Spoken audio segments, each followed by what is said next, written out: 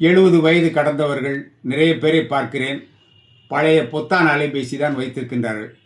அதுவே பெரிய புரட்சி தான்.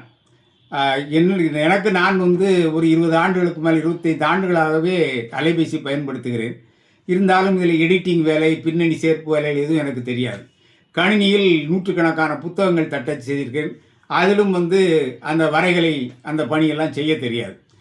இந்த அலைபேசிகள் ஆனால் பழைய அலைபேசியை வைத்துக்கொண்டு ஒப்பேத்துகிறார்கள். ஜப்பானியர்கள் ஆண்டுதோறும் ஒரு நிறுவனம் புதிய அலைபேசியை வெளியிட்டால் உடனே பழைய அலைபேசியை கொடுத்துவிட்டு புதிதாக வாங்கி கொள்கிறார்கள். அன்றன்றைக்கு உடனே அப்டேட் ஆகி கொள்கிறார்கள். நம்ம ஆட்கள் 10 வருடம் 5 வருடம் 10 வருடம் ஒரே அலைபேசியாக. இதில் என்னென்னா, இந்த அலைபேசியை ஒரு தடவை புதுசாக வாங்கும்போது ஏராளமான புதிய செயலிகள் வந்து விடுகின்றன. நாளுக்கு நாள் அதை அப்டேட் செய்து கொண்டே இருக்கிறார்கள். எனவே இது யார் நம்ம வாங்காமல் பழையதே வைத்துக்கொண்டிருந்தால் எல்லாம் பின்தங்கி இருக்கிறோம், பிற்படுத்தப்பட்டவர்கள் என்று பொருளாகி விடுகிறது.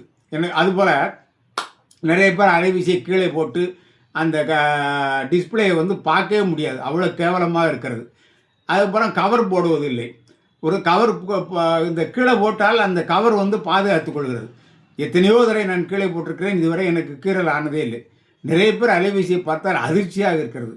அறுதப்பழைய அலைபேசி கீறலாக இருக்கிறது. எனவே குறைந்தது 3 ஆண்டுகளுக்கு ஒரு முறை அலைபேசியை மாற்றி விடுங்க. பழைய அலைபேசியை உங்கள் உறவினர்களுக்கு அன்பளிப்பாக கொடுத்துவிட்டு புதிய அலைபேசி வாங்குங்கள். அப்பொழுதுதான் நீங்கள் அடுத்த கட்டத்திற்கு நகர்ந்து முன்னேற்ற முடியும்.